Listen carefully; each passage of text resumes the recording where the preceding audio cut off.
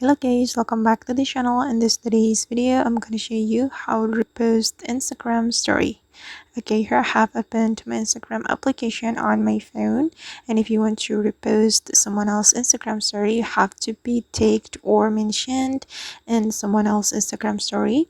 And after you have been mentioned, you will get the notification on your Instagram direct message. So you can go to your Instagram direct message, and this is the account who mentioned me in a story, and I'm going to open it.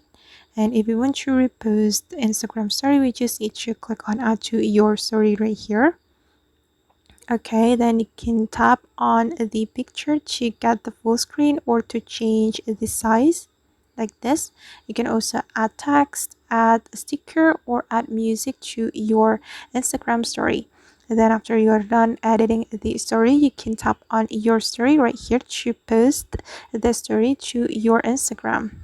Okay, and now the story is being uploaded, and I'm going to check it.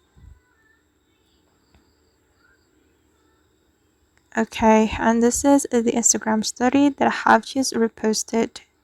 Alright guys, and that's how we can repost Instagram story. I hope this tutorial will be useful for you.